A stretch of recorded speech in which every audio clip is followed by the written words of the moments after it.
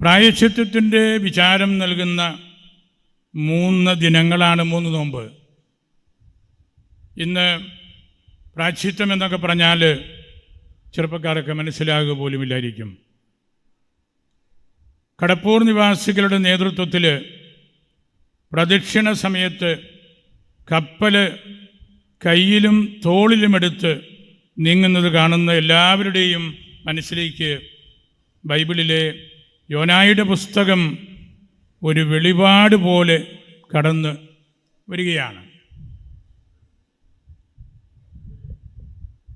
യോനായുടെ പ്രസംഗം കേട്ട് നിനിവേക്കാർ ചാക്കുടുത്ത് ചാരം പൂശി അനുതപിച്ചു. സുവിശേഷം കേട്ട് അനുതപിക്കാത്തവരെ നിനിവേ നിവാസികൾ വിധി ദിവസം കുറ്റം വിധിക്കുമെന്ന് ഈശോ ഓർമ്മിപ്പിക്കുന്നുണ്ടല്ലോ. മത്തായിയുടെ സുവിശേഷം 12:41.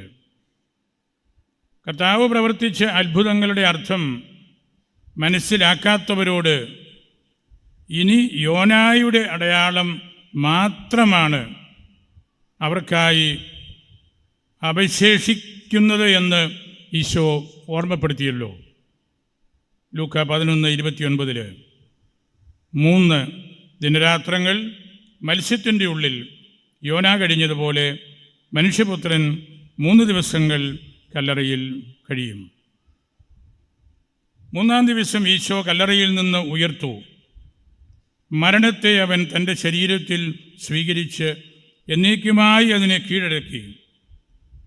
നമ്മുടെ കടച്ചീട്ട് വാങ്ങി അവൻ കീറി ദൂരെ കളഞ്ഞു. അതാണ് ഈശോ ഓർമ്മിപ്പിച്ച അടയാളം.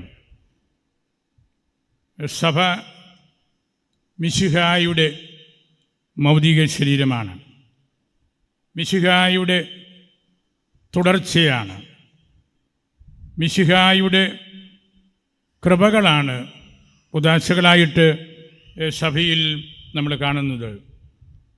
സഭ മനുഷ്യഭാവനയിൽ വിരിഞ്ഞ ഒരു സങ്കല്പമല്ല, അത്തരമൊരു സ്ഥാപനവുമല്ല, മനുഷ്യബുദ്ധിയുടെ നിർമ്മിതിയുമല്ല. ദൈവപരിപാലനയ്ക്ക് വിധേയപ്പെട്ട് ദൈവത്തിൽ നിന്ന് വന്ന സത്യമാണ്. എന്നാൽ സഭ കേവലം മനുഷ്യനിർമ്മിതമാണെന്നും ഏതാനും ചിലരുടെ ഒത്തുചേരലാണ് അതെന്നുമൊക്കെയുള്ള അർത്ഥത്തിൽ പല നിലപാടുകളും ഈ നാടുകളിൽ നമ്മൾ കാണുന്നുണ്ട്.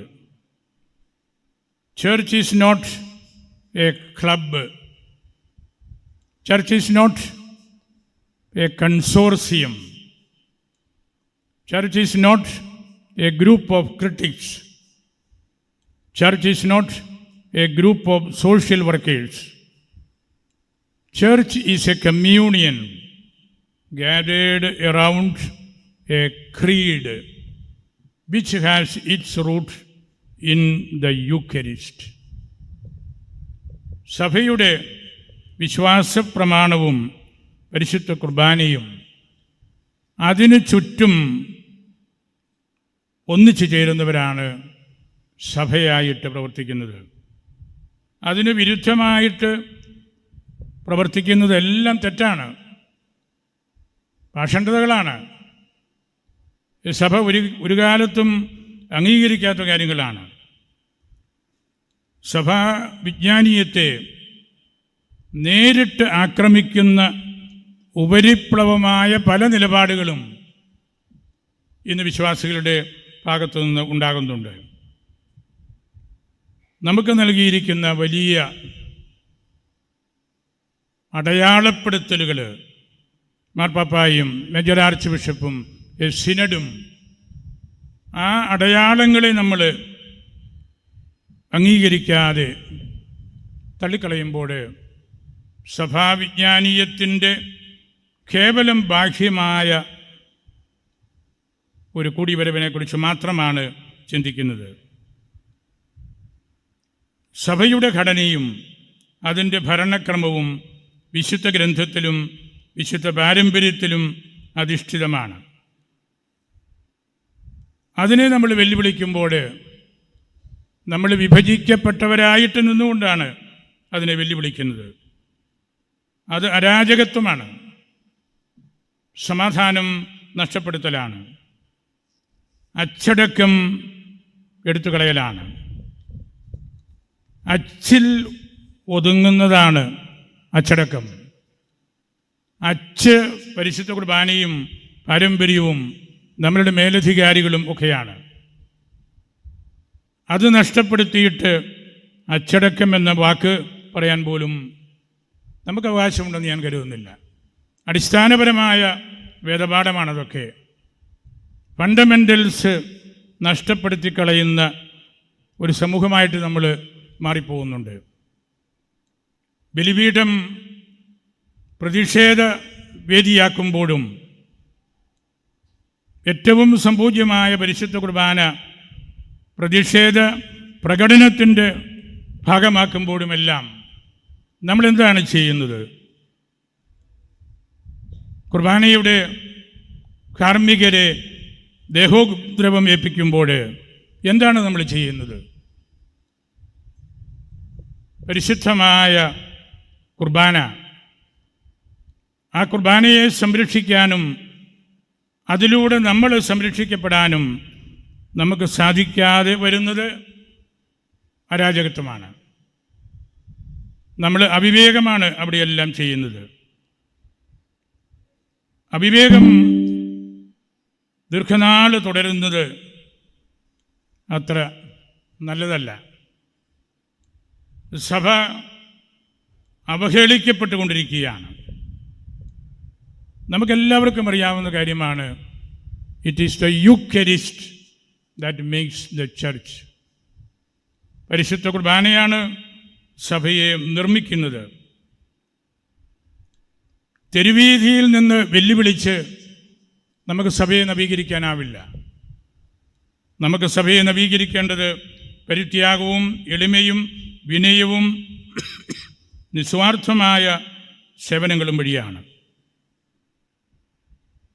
തെറ്റ് ചെയ്യുന്നവരെ അത് ചൂണ്ടിക്കാണിക്കുവാൻ സഭാധികാരികൾക്ക് കടമയുണ്ട്, വിശ്വാസികൾക്ക് കടമയുണ്ട്.